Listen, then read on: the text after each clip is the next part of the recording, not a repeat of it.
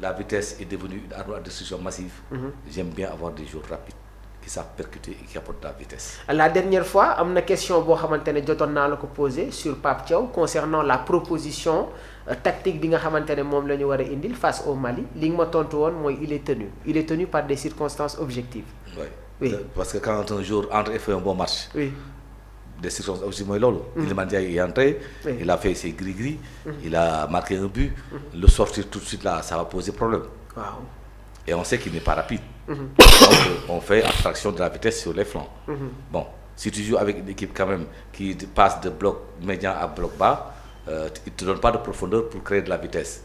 Par contre, il y a des moments yoo xamante ni il faudrait peut-être jouer plus vite que d'habitude et utiliser la vitesse pure comme confrontation pour faire la différence. Ismaïla Sarr ou Ibrahima Mbaye ou Sabali ñoom mën nañ ko. waaw donc man daal xam naa ni fii rek suba daal sama xel dana leer ci composition peut-être mais pour le moment. C'est très difficile. J'imagine que Pape Thiaw ne dort pas. Même s'il a des certitudes, mais j'imagine que au moment de faire le choix définitif.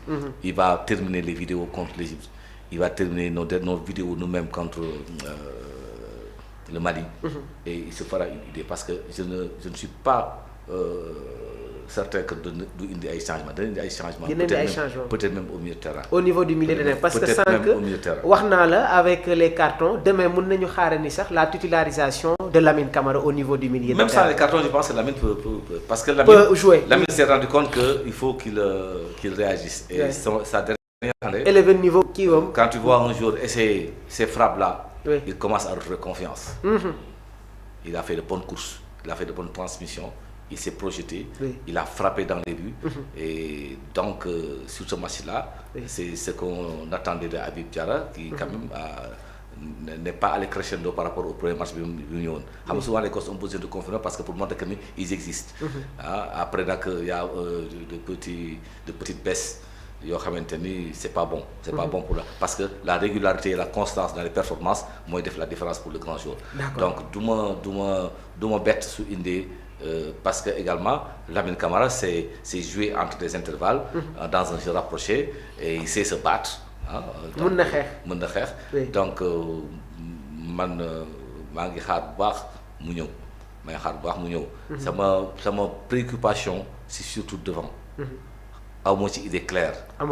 Parce que si par exemple nous voulons privilégier le jeu de circuit nga xamante ni les gens il faudra qu'ils jouent vite en de petites combinaisons des 1-2 dans le cœur de la surface de réparation de il faut un joueur comme Nicolas Jackson. Nicolas Jackson il y a des polémiques yi nga xamante ne ñu ngi koy orienté à son yooyu je pense que Pape Thiaw déjà réglé xam nga dans une équipe il y a toujours des mises au point xam nga il y a des joueurs yoo xamante ils ont le caractère trempé ils sont tout le temps difficiles susceptibles si bu doon noonu jàpp mais je pense que ils les ont réglés. Pape Thiaw il a une certaine autorité. Le meilleur profil face à l'Égypte contre le Mali de proposer woon Habib contre l'Égypte c'est Nicolas. Pour moi c'est Nicolas du pas sax même contre des équipes xam nga. waaw dictionnaire si ba tey man moi Habib il est très clinique il n'a pas besoin de 4 occasions pour marquer un but. Pour dugal but. Mais notre équipe est-ce que gis nga leen ñuy centrer souvent ay balles aériennes. dañuy jouer ba pare quand ils sortent ils le mettent à terre. te tey jii foofu lañ moo war nekk suñu force. bu ñu génnee Macadon centre yeggul bu ñu génnee bu ñu wut centre bi nañu dem vers la ligne de fond. Pour obliger les Égyptiens à courir vers leur but et à marquer contre leur camp. Il y a des moments où tu vas vers la ligne de but, il y a une forme d'accélération collective qui entraîne toute la défense. Et ceux qui sont intelligents, comme genre militaire Pape Gueye Lamine Camara, ils restent un peu en retrait pour faire la frappe. Oui. Vraiment, si on a une opportunité, on va vers la ligne de fond. D'accord. Parce que si on vers la ligne de fond, ça, l'Égypte est en danger. Japonais tamit Pape Bouna Thiaw mën nañu indiwaatal attaque à 4 bi Nicolas Ismaïla Sadio ak Iliman Ndiaye. En demi-finale de Coupe d'Afrique. Ça a eu des problèmes en termes d'équilibre de nos structures quand on l'a fait contre le Brésil. Oui. On nous a fatigués. C'est vrai que l'Égypte n'est pas le Brésil.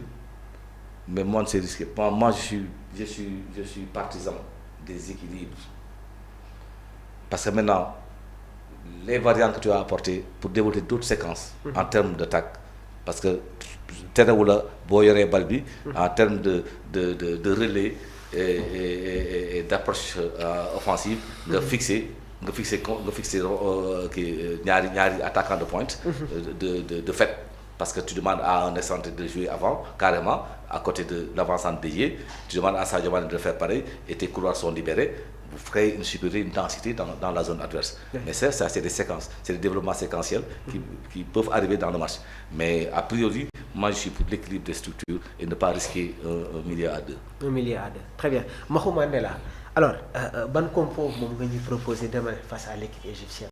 Donc man bon xam parfois damay bañ a jiitu Pape Thiaw. Oui. Mais bon man ça ne m'étonnerait pas ma am sur les côtés.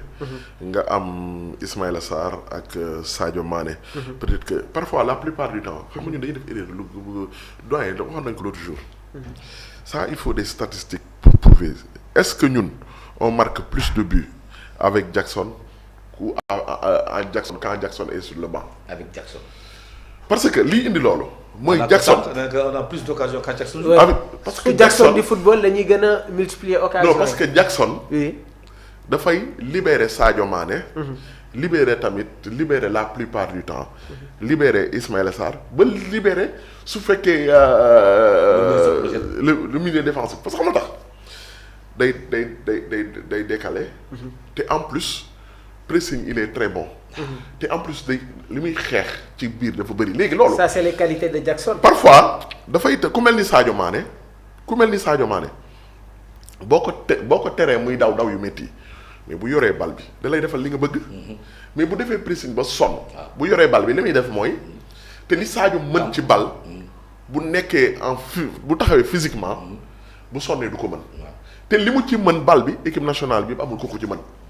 parce que Sadio exploit individuel taf mi xoolal centre bi muy centré la Habib Diallo. Oui. mais bu doon ñenn jours yi bàyyi nañ ko mu génn.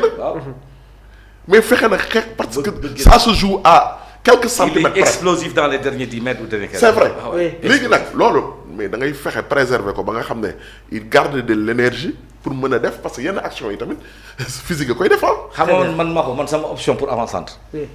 dama def option sur Nicolas Jackson jusqu'à preuve du contraire. Jusqu'à preuve du contraire. Quand il joue, on a beaucoup plus d'occasions et il est capable de tenir ou de remettre le ballon dans des situations très compliquées. lu ñeneen avant-centre à chaque fois. waaw bii bu ñu dugg Pape Gueye. waaw bu leen fàtte ne bal boobu Ismaïla Sarr da ko centré moom. il est allé mu génn prendre bu dem ko jëli. waaw bu doon keneen da koy bàyyi mu dem moom da ko jëli. da ko jëli ba pare xool bu baax. xool camp yi xool ku fa nekk. xool ku gën a placé wu xool ku mu jox ko bal bi det. waaw maanaam jàpp man même c'est man dama gëm ni mën nañ ko améliorer c'est vrai que ni xam nga maa ngi wax que Jackson moom rek mooy adversaire boppam. c'est ça parce que noonu la mel c'est ça il faut que mu revoir son caractère ñu wax li ñuy wax xale lañ koy wax Jackson fii nga nekk di football bal bii ngay laaj am na juróomi nit yoo xam ñu ngi la wër dañu bëgguñu nga réussir li nga bëgg a def. donc soo xasee ba def lu mel noonu jëri bal boobu da nga si def fulla pour une bonne remise. pour un bon dribble, pour un bon crochet, pour une bonne passe, pour une bonne frappe. Discours boobu la ñu war a. Je pense qu'il faut le rappeler. Nicolas. Il faut le rappeler. Discours qu'il faut adopter. Il faut le rappeler. Jackson gis nga un joueur. waaw man du ma bëgguma di critiquer joueur bu am technique. parce que joueur bu am technique bu taxawee physiquement. li ci des yépp ci bopp bi la. dans la tête. Jackson il a besoin d'être accompagné dans la tête gis nga ñi lay wax naan la non ñii dañ laa bañ ñii dañ la contre. loolu boo noppee doo avancer.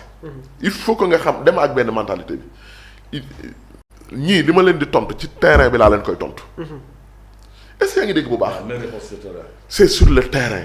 te moom nga bàyyi gis nga parfois ñi ngay loolu pour la mentalité du groupe doxul. noonu bu ñu la dugalee remplaçant nga mer. bu ñu traîner les pieds. bu ñu la génnee loolu xam nga ban message ngay joxe. yéen ñii maa leen dàq football maa war a football ngeen toog. est-ce que yaa ngi dégg bu baax. amul sens de. mais mine de rien Pape Makhtar mais boobu ba léegi mais ñoo ngi ko teg ci banc bi. dégg ko benn frustration. est-ce que yaa ngi dégg bu baax. te pourtant nag Ismaïla Sarr. Pape Makhtar Sarr. Sabali. de même que Lamine Camara. Lamine Camara naa la wax leen de xaw ma yàlla rek a xam. bu ñuy gagné Coupe d'Afrique bi si ñooñu la jëm. parce que compétition dafa bëri 8 matchs. gis nga match suba bi. xare la ce sera une guerre. boo ci génnee final bi tamit ce sera grand boo yarul non boo yarul ay guerrier